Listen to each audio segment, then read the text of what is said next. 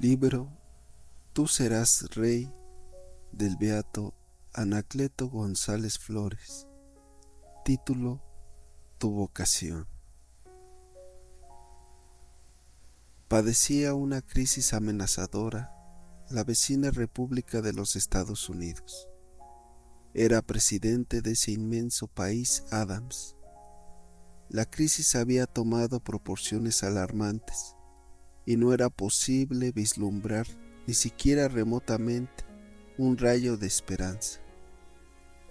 En otro tiempo, manos hábiles y firmes habían tomado los remos de aquella nave, entonces azotada por el vértigo de la tormenta, y habían sido conjuradas todas las tempestades.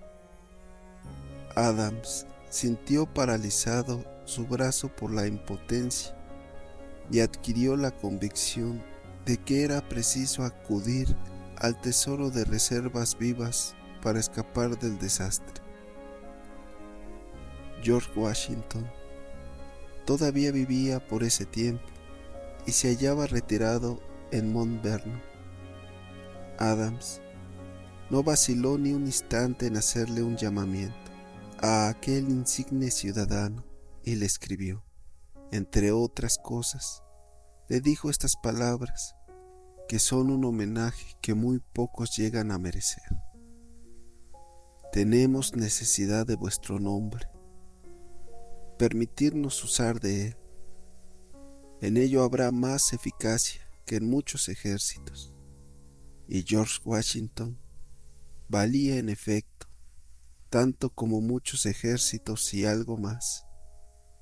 Era y fue un hombre y un nombre que constituía no solamente un motivo fuerte de alto y legítimo orgullo nacional, sino que era toda una inmensa fuerza viva que equivalía, por su intenso y avasallador valer moral, a un opulento tesoro.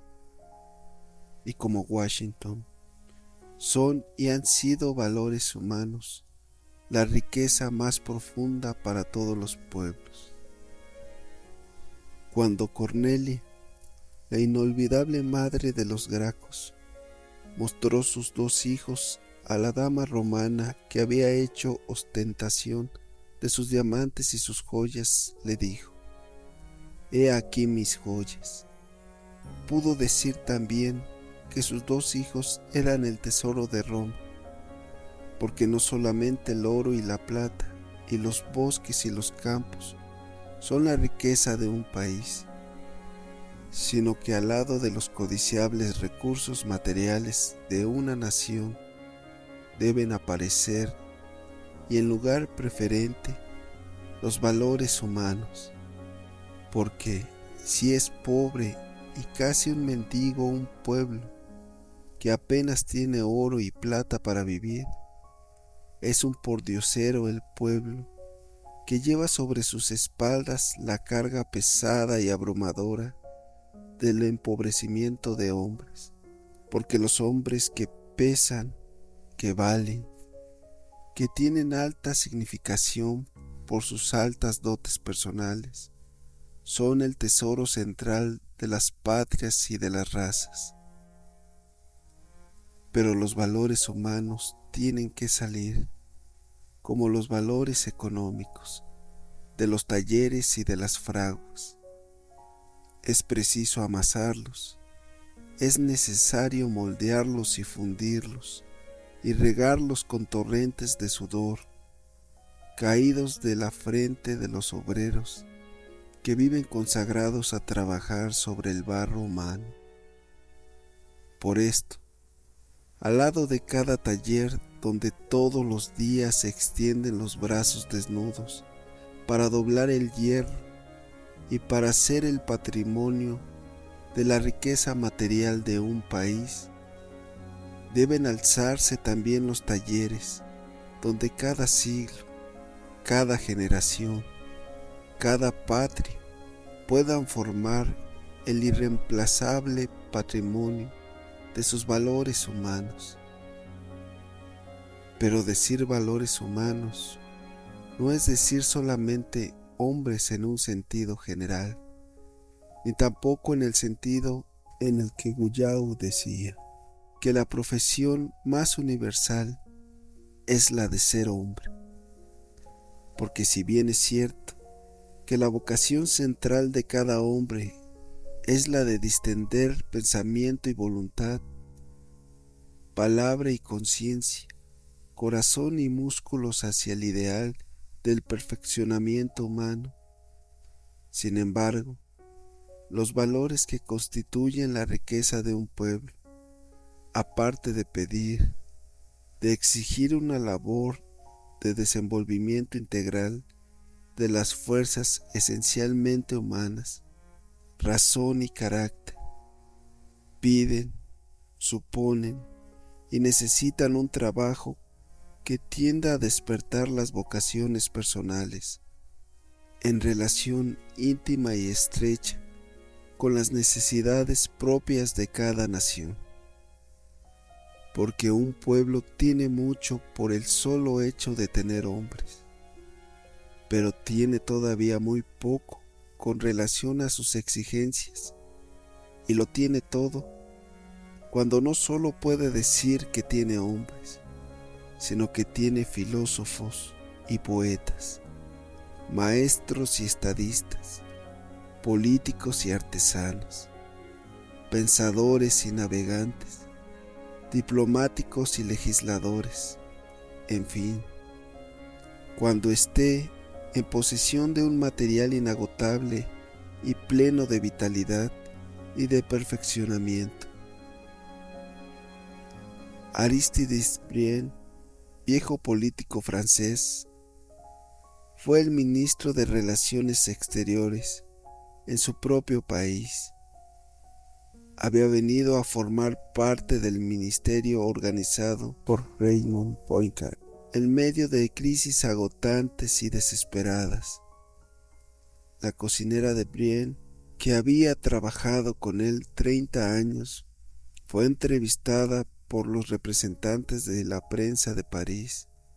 En su entrevista dijo, entre otras cosas, esta que tiene un hondo sentido práctico y que aclara luminosamente la significación y las características de los valores humanos. El señor Brienne, dijo la cocinera, está muy bien en el Ministerio de Relaciones, y la verdad es que sería detestable si lo nombraran ministro de Hacienda. ¿Por qué?, replicó uno de los interlocutores. Porque nunca confronta mis propias cuentas, repuso la interpelada. Este punto de vista de la cocinera de Aristides Brienne viene a precisar la significación de los valores humanos, y así como no basta que un pueblo tenga portentosos yacimientos de metales, selvas riquísimas, tierras muy fértiles y un clima envidiable, sino que tiene necesidad de talleres donde todos esos recursos caigan bajo la mano del hombre para satisfacer necesidades especiales. Así también no basta haber moldeado en nosotros al hombre, sino que es necesario moldear juntamente con el hombre el artífice que podrá, en cualquier momento dado, extender sus dos brazos desnudos para llenar con maestría insuperable, en virtud de una larga, tenaz y conveniente preparación, una determinada función de las que constituyen todos los días supremas necesidades de la vida de hombres y de pueblos. La riqueza, desde el punto de vista puramente material, está formada de valores económicos, y los valores económicos son elementos esencialmente correlativos, porque dicen con relación al hombre y a sus necesidades, y deben estar en condiciones de satisfacer esas necesidades. De otra suerte, serían puntos muertos, fuerza sin sentido y sin objeto, y por este solo hecho dejarían de ser valores y de formar el patrimonio de riqueza material de un país.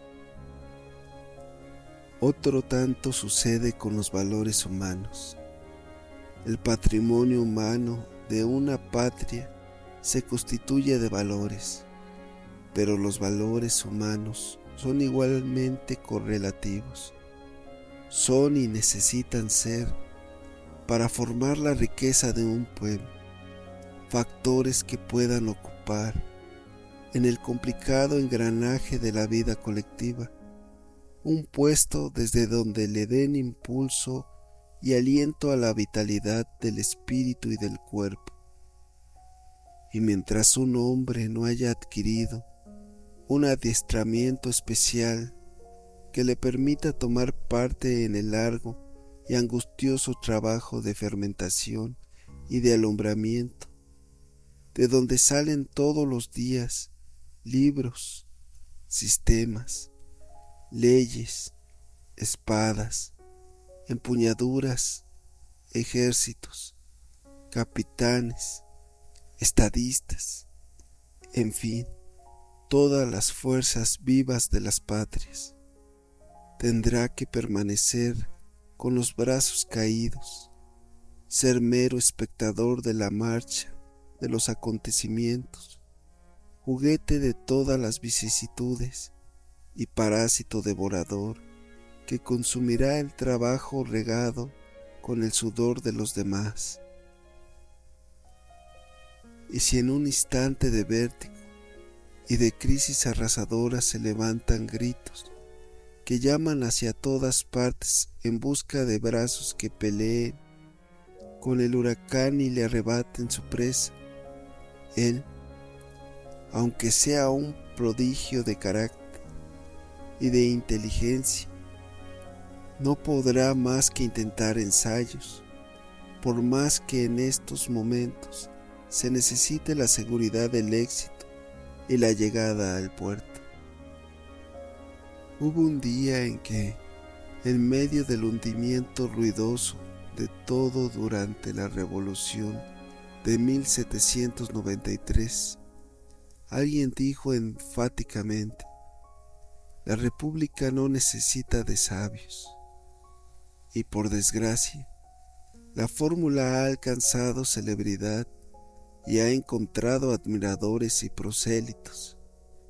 Y toda la democracia moderna, salida de los hornos encendidos, de los sangrientos motines de la Bastilla y de las calles de París, se echó a andar y marcha aún por el camino de una desastrosa improvisación y también de la más segura bancarrota.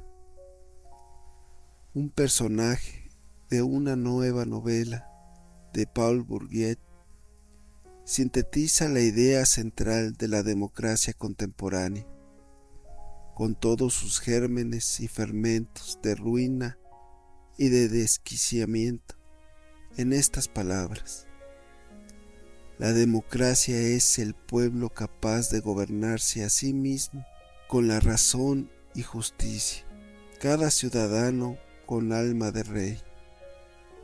Y la democracia moderna no ha sabido ni sabe todavía qué hacer con tantos millares de reyes salidos de las cabañas, últimamente debajo de las herramientas de todos los talleres, y que lo mismo se atreven a hacer moldes para un pueblo que a decir su palabra a las multitudes, sin haber hecho otra cosa durante toda su vida que golpear con un martillo o manejar un escobio. El sentido común, viejo e inefable consejero, y que ha asistido a la fundación y ruina de muchos imperios, había enseñado y dicho al oído de todos los hombres que aún para fabricar un clavo se necesitaba haber hecho un largo aprendizaje bajo la dirección de un maestro, y de haber adquirido un adestramiento especial. La democracia ha intentado hacer fracasar el sentido común en todo lo que se refiere a la dirección y gobierno de los pueblos. Y aunque se sabe que hacer leyes y trazar rutas a los pueblos desde las alturas del poder es lo mismo que entrar a un inmenso taller donde se dan cita los intereses complicados de muchas vidas y los destinos de muchas almas, y que allí hay que moldear el cuerpo y el espíritu y la suerte de las patrias. La democracia moderna no titubea en llamar a todos que se ciñan el mandil de cuero de los forjadores de los grandes destinos y en poner en sus manos oscuras, torpes y estériles las herramientas con que se hace la historia de las razas. El doctor Spockman, personaje representativo en el drama Un enemigo del pueblo de Enrique Ives, exclama, poseído de una arraigada convicción: he descubierto que las raíces de nuestra vida intelectual están podridas y que las bases de nuestra sociedad civil están envenenadas por la mentira. Este personaje, al hablar así, se refiere al sufragio universal y una larga historia de ensayos, de crisis y de desquiciamientos puede ya servir de base inconmovible para decir que el sufragio universal ha sido una gran mentira y la raíz de una inmensa bancarrota casi irreparable, porque mentira es que cada ciudadano, solamente por serlo, tenga alma de rey, aunque haya nacido en un pantano y aunque no tenga ni una remota noción de sus propias responsabilidades. Mentira que porque la democracia llama y ha llamado a todos a reinar, todos tengan el suficiente discernimiento, no digamos para elegir moldeadores de pueblos y de destinos, pero ni siquiera para escoger un fabricante de zapatos. Y esta mentira que ha hecho la consagración de todos y que ha realizado el prodigio de matar el sentido común, siempre que se trata de la suerte de las naciones, ha venido a envenenar las fuentes de nuestra vida y ha venido a arrojarnos vertiginosamente en una bancarrota innegable y en un empobrecimiento desesperante. Porque si para hacer un clavo querrá ensamblar el oscuro maderamen de una puerta, es necesario ir a magullarse las manos algunos meses y hacer un aprendizaje más o menos largo para penetrar al santuario donde se hacen y se dictan las leyes. Basta haber seducido a varios centenares de electores, y este oficio supera sin medida en ventajas pecuniarias y políticas al oficio de herrero. Claro está que muchos yunques y muchos talleres serán abandonados para buscar la entrada a la fragua donde se hacen las leyes y donde se dictan los destinos de los pueblos. Y la gran mentira del sufragio universal se ha propagado con la rapidez de un contagio, y son muchos los que viven en espera de que llegue el instante de salir de entre el polvo de su cabaña y de la miseria inmensa de su propia nada, para subir en hombros de la democracia, sin más esfuerzo que un pacto con algún político o un arranque de audacia y de cinismo. Y han sobrevivido, de un lado, la parálisis de muchas manos que estaban o habrían estado dispuestas a voltearse hasta encallecer para ascender, y del otro lado una mendicidad agotante de valores humanos. Los valores humanos se hacen en medio de las llamaradas de la forja, entre el polvo agitado de los talleres y con las magulladuras punzantes de nuestros dedos. Pero la mentira de la democracia ha ungido todas las manos con el óleo de los reyes, y es inútil esperar que esas manos ungidas y olorosas a cetro y a púrpura se extiendan sobre las asperezas del hierro y de la piedra para lastimarse y encallecerse. Por esto se han apagado y se han extinguido casi totalmente las fraguas, donde se oía el grito de los yunques, donde se hacían y se moldeaban las personalidades. Se trata de una consecuencia que arranca de una trabazón lógica, impecable, porque si en el mercado de los valores humanos, según la democracia moderna, todos pesan y valen lo mismo, el sabio y el ignorante, el santo y el malvado, el inteligente y el imbécil, no hay motivo alguno para sudar y angustiarse con el fin de pesar más que otros en la balanza de la vida, puesto que a pesar de todo, no se logrará darme más que nadie.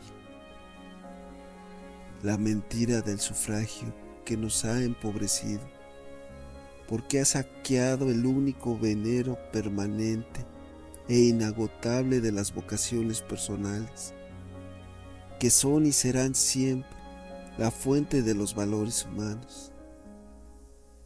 Se toma la palabra vocación no en su sentido religioso, sino en su sentido amplio de inclinación y aptitud natural.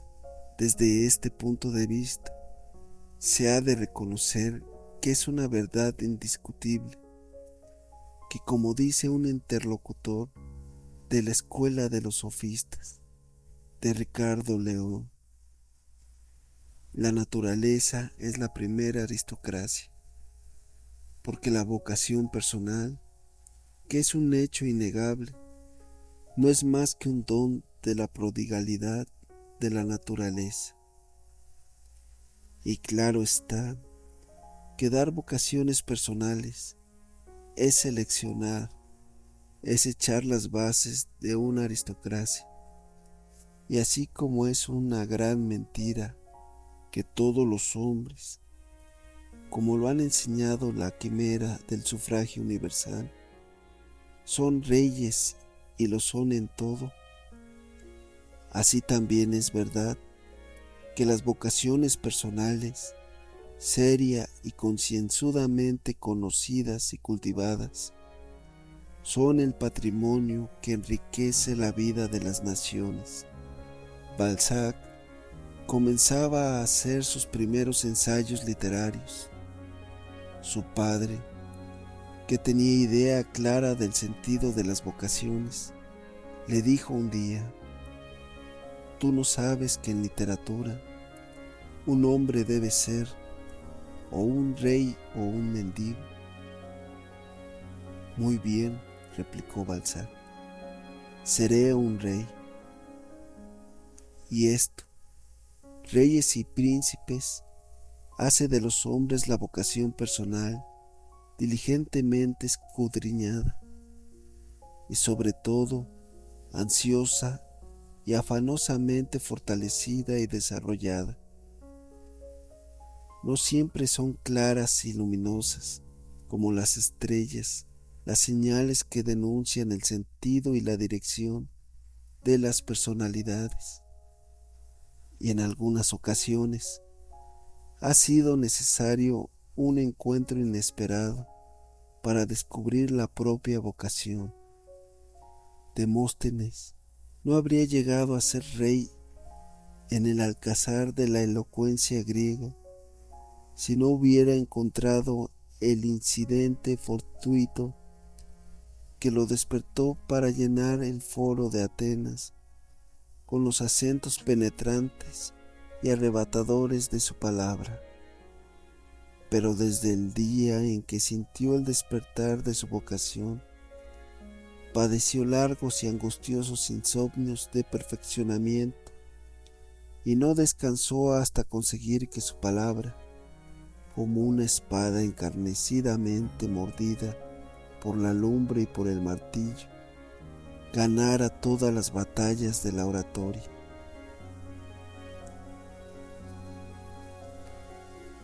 La vocación personal llega a ungir con el óleo de la consagración las frentes de los hombres y hace de cada uno de ellos no reyes ni príncipes en todo, sino reyes y príncipes en alguna de las múltiples manifestaciones de la actividad humana. El sufragio universal ha matado o desconocido las vocaciones personales.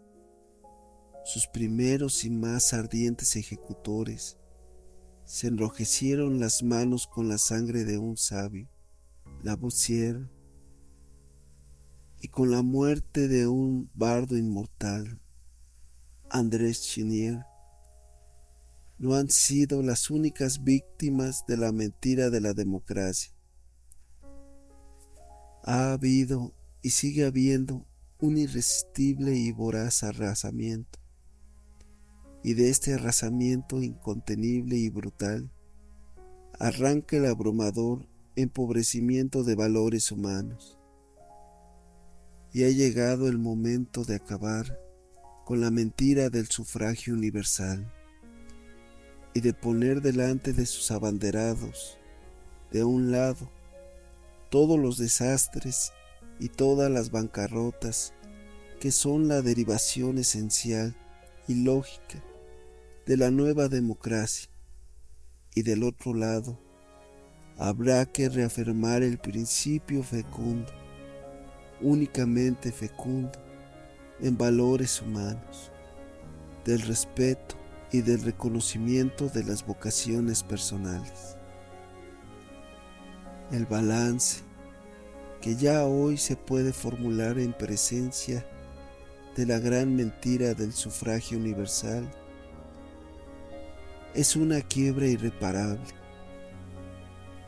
Rabelais, el día de su muerte, dijo: no dejo nada, el resto se lo dejo a los pobres.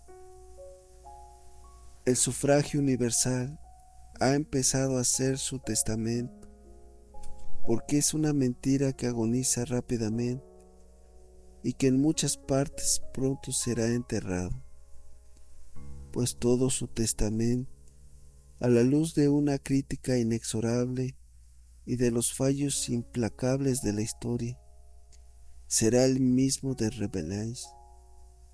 La democracia no deja nada. Lo demás es una herencia de quimeras que ha sublevado estérilmente a los pobres del cuerpo y del alma. La cocinera de Aristides Briand, al emitir su opinión acerca de que su amo se hallaba bien en el Ministerio de Relaciones y que lo haría detestablemente en el Ministerio de Hacienda, es la fórmula eterna del buen sentido y de la fecundidad de los valores humanos, y es al mismo tiempo la consagración salvadora de las vocaciones personales. La cocinera de Briand, en el fondo, ha dicho lo que dice el buen sentido: el oro es oro, el cobre es cobre. Al oro habrá que colocarlo allí donde el oro debe encontrarse, al cobre allí donde está el puesto que debe ocupar. La democracia ha procedido en forma opuesta y ha dicho: cualquier hombre puede ser sacado de la masa confusa e informe de los mortales, y arrancado detrás de su arado, y tomar en sus manos, con maestría incomparable, la dirección suprema de un país. Cualquier hombre puede ser ministro o diputado, capitán o mariscal, legislador o ejecutor. Y desgraciadamente, esta mentira nos ha herido de rechazo a todos, y el resorte de las vocaciones personales y del trabajo personal se ha aflojado o se ha roto, y todos los días se dan a la vela muchas barcas y muchos destinos, sin contar con más garantía de éxito que el atrevimiento y la improvisación. Y todo se ha traducido y sigue traduciéndose en una forma especial y agotante de parálisis y mendicidad. Cátedra, periodismo, literatura, maestros, programa de enseñanza, estatutos de vida individual o colectiva. Todo lleva el aliento funesto de la improvisación. Nadie se atreve a echarse a cuestas el cargo de maestro de un taller de carpintería. Sin embargo, todos o casi todos se atreven a subir al Capitolio y a decir oráculos para el porvenir y para la suerte de los hombres y de los pueblos, y deslumbrados por la grande mentira de que podemos improvisarlo todo y hacer de cada uno de nosotros un ministro o un maestro de filosofía o un literato, marchamos con los brazos caídos y en plena holganza. Nuestro empobrecimiento en punto a valores humanos es un hecho que está delante de nuestros ojos. Nuestra mendicidad no puede ser disimulada, porque los harapos que llevamos encima demuestran la presencia de un pordiosero. ¿Qué debemos hacer? Enriquecernos, formar el patrimonio de valores humanos que deben ser el tesoro vivo e inagotable de nuestra patria. Y para esto habrá que formular un programa cuyos puntos centrales estén en abierta pugna con las tendencias fundamentales de la mentira de las democracias, que nos han empobrecido y nos han saqueado. Este programa puede o no tener algún valor para los viejos, pero debe ser la bandera de los jóvenes nuevos y fuertes que quieren llevar en su diestra la llave del porvenir. La mentira de la democracia ha echado en los estercoleros la significación sagrada de los destinos y de las vocaciones personales. La juventud debe de tenerse poseída de un hondo movimiento de reverencia delante de su propia vocación, y debe entregarse con apasionamiento y empeño al significado de su propio destino y de la dirección de sus energías personales. Hay una inmensa caravana de los que nunca han sospechado siquiera su vocación.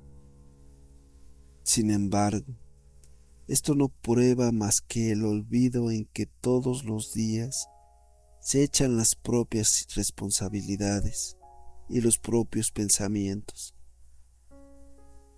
Tenemos que marchar en medio del vértigo, y todos los viajeros marchan precipitadamente en esta hora de desbandada. Pues a pesar de esto, debemos detener o moderar la marcha, volver sobre nuestros pasos, escarbar lo más recóndito de nuestras entrañas gritarle penetrantemente al hombre que todos llevamos en las vías subterráneas, y no suspender ni nuestra exploración ni nuestros llamamientos, hasta que oigamos que nos contesta la voz resonante de nuestra vocación personal. En nuestro derredor siempre hay fuerzas despertadoras que pueden sacudir el resorte íntimo de nuestros destinos individuales.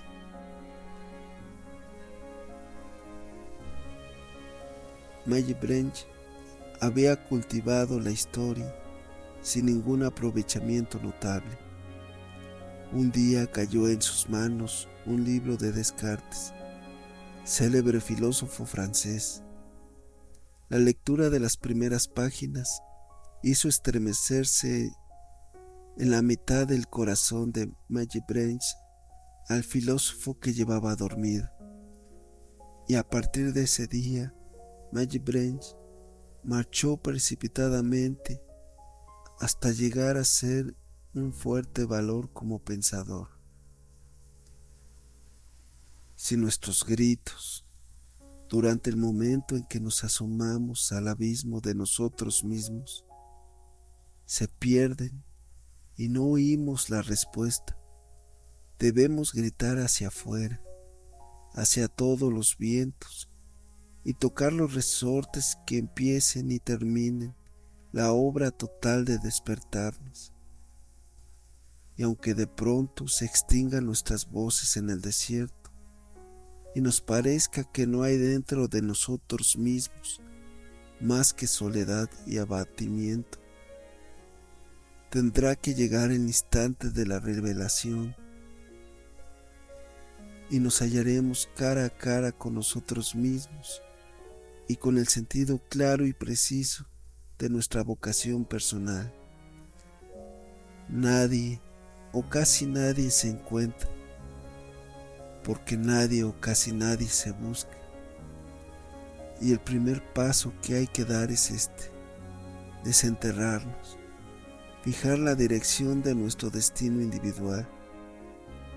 Habremos encontrado oro o cobre, barro o hierro para hacer espadas, pero oro o cobre son los materiales de que se hacen y se han hecho todos los valores humanos. Realizado este primer punto del programa de nuestro enriquecimiento, debemos pasar al segundo, que consiste en echar cuerpo y alma en medio de las angustias y de las fatigas de un trabajo encarnizado. Pensamiento, palabra, corazón, conciencia, gritos interiores, señales de fuera, libros, maestros, acontecimientos, flujos y reflujos de la vida. Todo debe conjurarse bajo el impulso de nuestras manos para que nuestra vocación arda cada día más vivamente dentro y fuera de nosotros, y para que se fortalezca y llegue a ser el nudo central, el resorte de nuestra carne y de nuestro espíritu. Solamente así conseguiremos que nuestra vocación avance como un ejército en marcha. Nada ni nadie podrá contenernos, porque llevamos dentro de nosotros mismos el grito que nos ha puesto en marcha, que nos dice todos los días, hora a hora, minuto a minuto, la orden de batalla, y que incansable, acicante de inquietud, no nos dejará plegar la tienda de nuestro destino en ninguna parte hasta llegar, porque hay que convenir en que son pocos los que llegan, son muchos los que se dejan llevar y se quedan allí donde el soplo encontrado de las tormentas los deja. La vocación personal, fortalecida y diligentemente cultivada, es el secreto para llegar. Los que ni la conocen ni la trabajan. No tienen ruta, no tienen dirección, no tienen programa.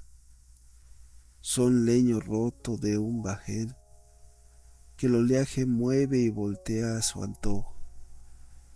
No basta, después de un largo trabajo de escudriñamiento interior, haber descubierto nuestra vocación personal y haber fijado el sentido y el rumbo de nuestro destino individual, ni basta tampoco, tras de una tarea encarnizada, fortalecer y moldear nuestro grito interior.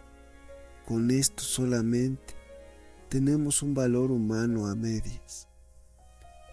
Hay que complementarlo, hay que hacer de él un verdadero valor.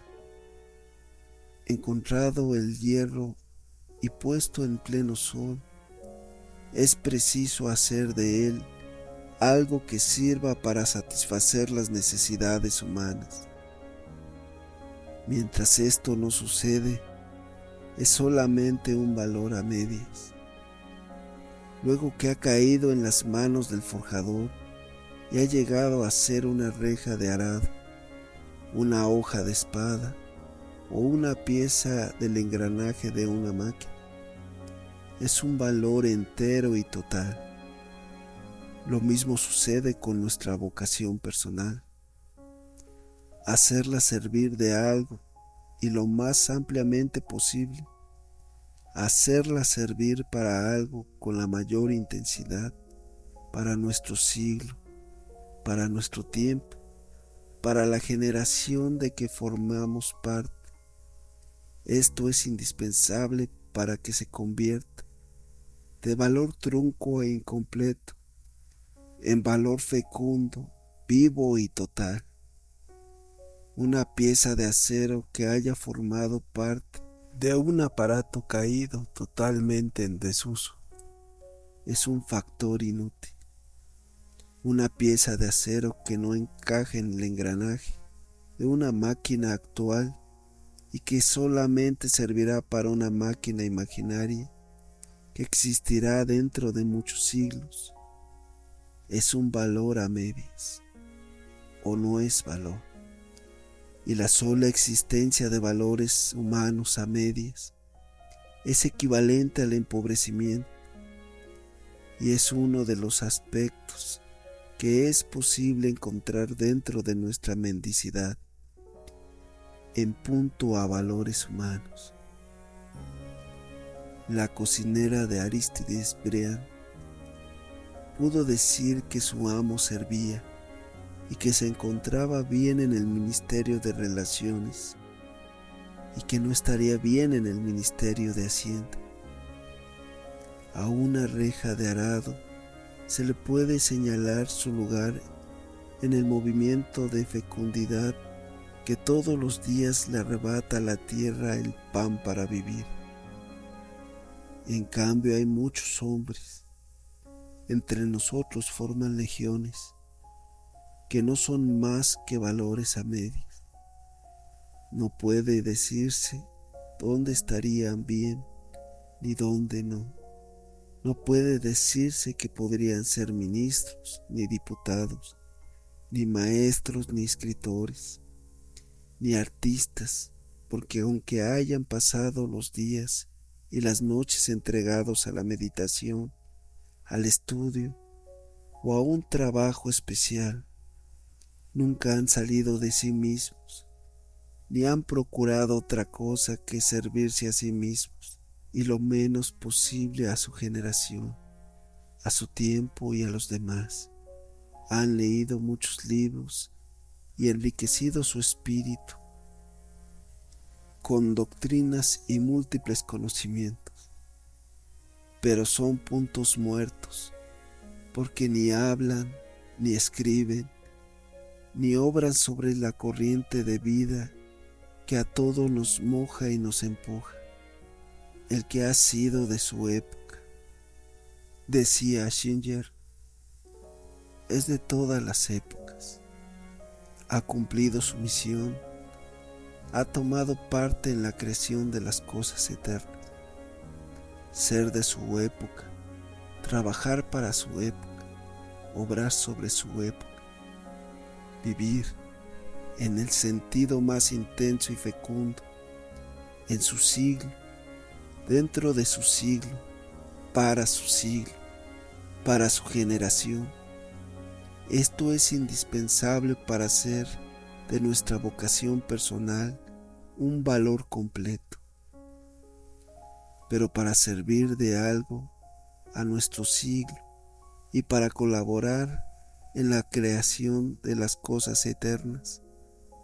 No solamente debemos procurar colocarnos fuera de nosotros mismos y salir de nosotros y abrirnos paso para estar y quedarnos de pie en la mitad del corazón, donde se anuda y se desata vertiginosamente el oleaje de la vida de nuestra generación, sino que es necesario saber hacer con maestría insuperable, con destreza suma, en virtud de una larga obra de trabajo, de estudio, de ensayo y de especialización, alguna de las múltiples y variadas labores que sustentan la vitalidad de un pueblo.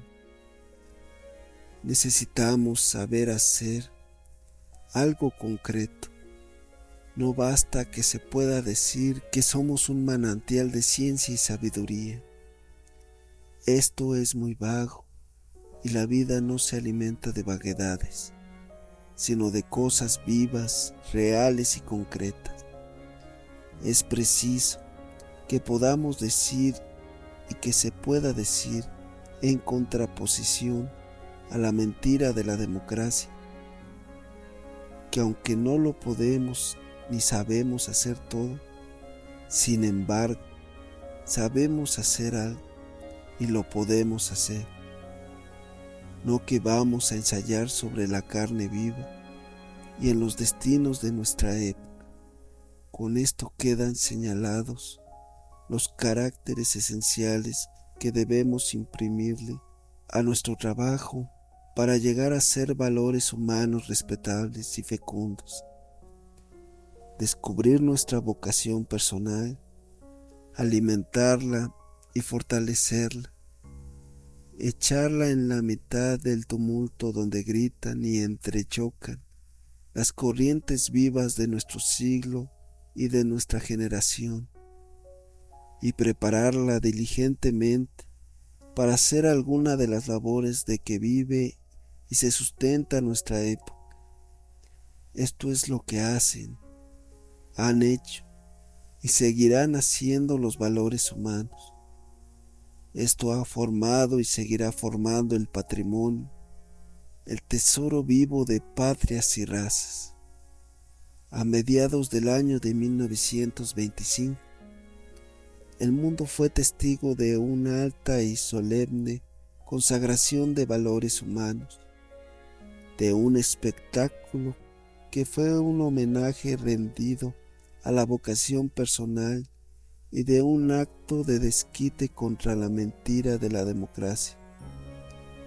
Se celebró una asamblea formada por varios millares de estudiantes, venidos de los centros más célebres de educación. Aquel enjambre ruidoso de juventud no se reunió para formular nuevos programas de vida, ni tampoco para maldecir el pasado. Llegaban todos estremecidos por un movimiento interior de hondísimo respeto, y en la mitad de su frente altiva, donde apuntaba la aurora del porvenir, se advertía un no sé qué de encendido fervor místico. ¿Qué pretendían estos viajeros del porvenir? Celebrar una asamblea extraña y que quizás no tiene precedente en la historia del mundo. Llegaban de lejanas tierras a hacer un desenterramiento y una consagración. Se procedió desde luego a precisar nombres y altos recuerdos, y fueron nombrados uno a uno. En medio del mudo silencio y de la admiración, muchos de los valores centrales de la humanidad. Sócrates, Juana de Arco, Pasteur y otros más hasta formar una lista de 609 grandes personajes que en la larga peregrinación de los tiempos se destacaron sobre sus contemporáneos y fueron fuerzas vivas que saciaron el hambre de su siglo y que apagaron la sed de su generación. Y se hizo el desenterramiento de los viejos valores, y fueron manos de juventud ansiosa, quizás fatigada por la anemia y por la tuberculosis de nuestro siglo, las que trémulas de entusiasmo y de esperanza, como si fueran a sacar un rico e inapreciable tesoro, abrieron la tumba inmensamente silenciosa y desierta del pasado, y llamaron con su grito de viajeros en marcha a los grandes desaparecidos. Enseguida se hizo la consagración y se reconoció y afirmó el significado de las vocaciones personales como los fecundos veneros de la riqueza de los pueblos, y se quiso elegir entre los desenterrados al más alto, al más intensamente fértil, al que debería dejarse coronado con la aureola del homenaje de la presente generación y como un perpetuo índice que estimule y aliente a los nuevos viajeros. Se echó mano del voto y se acudió otra vez a la democracia, pero no fue la mentira, que ha declarado y declara reyes y príncipes de todo y en todo a todos los hombres, sino la verdad que elige al mejor de los mejores, caso único en que la democracia deja de ser una mentira y la consagración del número infecundo y de la incompetencia. Pasteur, el gran Pasteur, el revolucionario que arrojó su tea encendida en los dominios de las ciencias modernas, obtuvo el primer lugar, Sócrates el noveno, Juana de Arco el octavo. Esta consagración es un desquite contra la gran mentira que ha envenenado y empobrecido a las patrias, y es una lección vivificante. La actitud de esta asamblea de estudiantes es una señal fuerte de renovación, porque ya se ha empezado por inclinarse delante de la significación sagrada que tienen las vocaciones personales y ante el alcance de fértil vitalidad que tienen los valores humanos. Sin embargo, no basta que las manos trémulas de la juventud se levanten para saludar a los grandes muertos, para hacer su consagración en medio de la bancarrota del siglo presente. Es necesario, para salir de nuestra mendicidad y de nuestro empobrecimiento, que ese homenaje férvido y extraño de la juventud se traduzca hoy mismo en una actitud decidida de desentrañar la propia vocación y de trabajar sobre ella para acuñar nuevos valores. Los valores que han desaparecido se quedan presentes en las páginas de la historia, pero las patrias se nutren de la fecundidad de los valores vivos, y hay que entregarse hoy mismo a la tarea santa y únicamente salvadora de acuñar esos valores, que después de bajarse esas manos trémulas que han saludado a los grandes valores humanos del pasado, escarben en derredor de las raíces ignoradas de la propia vocación personal y que después de sacarla a pleno sol y de moldearla en un largo y angustioso pero fecundo trabajo de preparación, la arrojen en medio del vértigo, donde se entrechocan las corrientes de la sangre y de la vitalidad de nuestro siglo, para ser verdaderos valores. Que esas mismas manos que han rendido el homenaje moldeen y cincelen a los filósofos, a los maestros, a los escritores, a los conductores de pueblo, y hagan de cada nuevo viajero del porvenir un alto valor, para que todos los días, pero sobre todo en los instantes en que se abre el cráter de las crisis que arrasan y que devoran, todos los brazos encuentren un brazo robusto, que sea más fuerte que todos los naufragios, y todos los náufragos, con una ciega confianza, digan como Adams a George Washington: tenemos necesidad de vuestro nombre, permitirnos usar de él. En ello habrá más eficacia que en muchos ejércitos.